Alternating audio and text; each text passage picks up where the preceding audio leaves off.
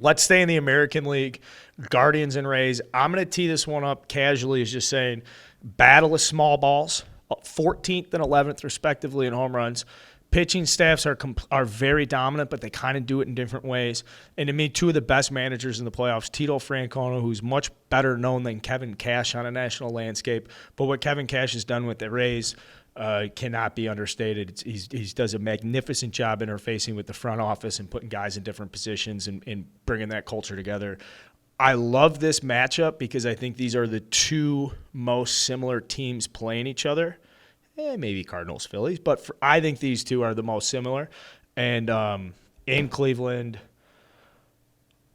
I'm like obsessed with the Guardians in the playoffs now that the playoffs. Yeah. In Cleveland's a big deal. I mentioned that Tampa's 35 and 45 on the road. There's different things that kind of equal out because I love Tampa's pitching. I really like their arms. I love Glasnow, McClanahan. It's just those guys aren't going to be phased, by being on the road. But then you've got Bieber, McKenzie, Quantrill. It's very tough. You're right, though. It's small ball. It's the ability to pitch. A big knock in a big situation off an electric arm is probably what it's going to come down to. I think this is probably one of the closest series we're going to see. I think it goes 3 all day. Any way you look at it, I think that I think Cleveland can do enough to get by, either McClanahan or dude, it's tough. It's really tough. I don't know. Who do you like in this one? I mean, I personally love the Guardians because I've just been like in the numbers over the last couple of days trying to figure out trying to have some intelligent discussion when the time comes. And the more I'm like looking at the Guardians, they steal a lot of bags, and you're going to need someone to steal a bag in October. It's just a fact. No doubt about There's it. going to be these times when 2 outs, runner on first base, 6-inning tie game. All right, go get second base, kid. And then they have the most bags in baseball. I mean, I think they're 119. Third. I think they're third. Okay. Yeah, I mean that's up there. That's a lot more than most teams. They're number one in strikeouts against. They're number one in contact rate. They're number one in swinging strike percentage. And when you get to October, it feels like these games, you'll see the 13, 14 strikeouts. Everybody's all juiced up, jacked up. Yeah. And so the Guardians lineup is well prepared for these moments and situations. It's a playoff roster for sure. Built to handle that, and you can't overstate how important. Look, there's not a lot of stolen bases anymore, really in baseball. But the time where bags are more necessary than ever is October, and that'll be interesting to see, like how well that plays, for the Guardians, because you get guys on base with a single here and there. I mean, it turns it into a double real quick, and it puts a lot more pressure on the guy on the mound. And that's when you get a guy on the mound who's worried about his time to the plate and maybe misses and he gets popped like that. It's a big fucking deal. So watch out for the Guardians to put pressure, on Tampa on the bases, because I don't think Glasnow is very quick to the plate. McClanahan being left-handed probably doesn't play as much there. I mean, they'll go first move, but he throws 100 miles an hour. They're going to take their chances, though. I mean, you have to. When you get guys on base against arms like that, you got to go for it. Another reason I like the Guardians here is they have such a deep and balanced bullpen that Francona's been using masterfully all season. It's so deep that my understanding from some rumors and stuff is that Shaw may not even be on the playoff roster or be one of the first guys up, where that's just, you say Cleveland Indians bullpen, you think Brian Shaw coming in and throwing a scoreless eighth. So I know that they're very confident in the back and the bullpen, how balanced they are. This is also the only wild card series matchup we can say right now with near certainty of what the pitching matchups are going to be. So like you said, it's going to be Bieber versus McClanahan game 1, then Tristan McKenzie versus Tyler Glasnow game 2, and then Cal Quantrill versus Drew Rasmussen in game 3. And so just kind of going down this, obviously we know Bieber, his profile, velocity's a tick down, but command's as good as ever, breaking stuff sharp, has been relying on the curveball as much as anything. McClanahan, in the top 3 for a Cy Young, and just an absolute filthy bad boy, stud, lefty, nasty boy.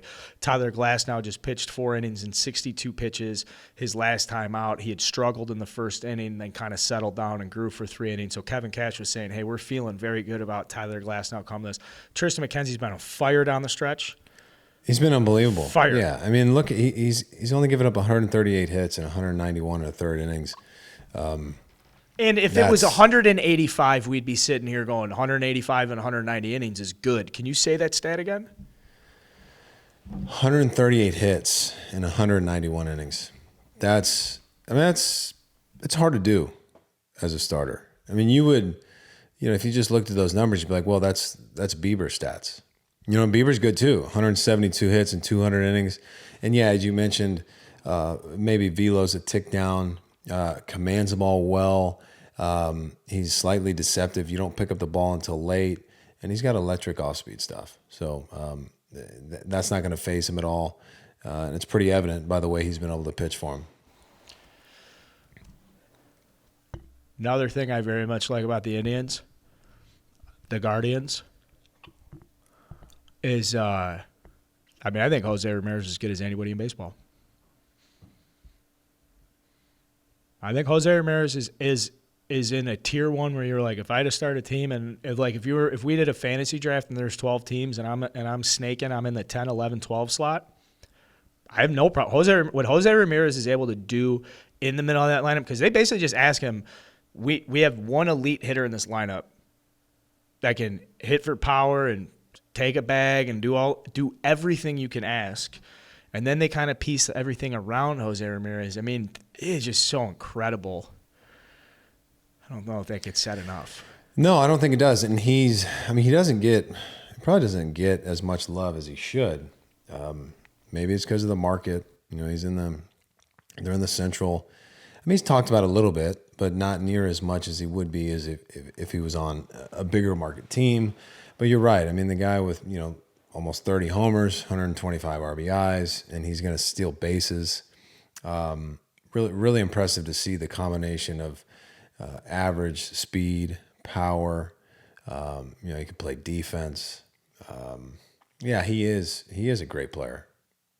And just like, I don't know who was talking about it, but talking about how he's got short arms and the ability for guys with short arms, to get to the inside pitch really well, handle velocity in, and it's very evident that he's more than capable of doing that. It's almost kind of like Jock Peterson, how well they can get the barrel to the ball that close to him. And I don't know if people realize how difficult that is to hit 97 kind of on the black or off the plate in, get the barrel to it, and still keep it fair. And Jose Ramirez is one of the best I've ever seen at doing that. I just looked at a picture of him. I'll never see him with like regular arms again, because now you bring it up, like his arms, they like hair barely hanging like his waist. It's incredible. Little gator arms. It's very incredible. Conducive for good bat speed, though. Ultimately, at the end of the day, it's guys like Steve Kwan and Ahmed Rosario and the supporting cast. Yeah, guys that just get these chances, and they're rolling in there. Nobody's nervous on the Guardians at all. Like, they have as much confidence. I feel like they're coming in and be like, this is a coming out party for a lot of us that have just like shut everybody up, and it really didn't take until the White Sox were like mathematically eliminated for the rest of the baseball world to be like, damn, the Guardians, damn, like that really did just happen.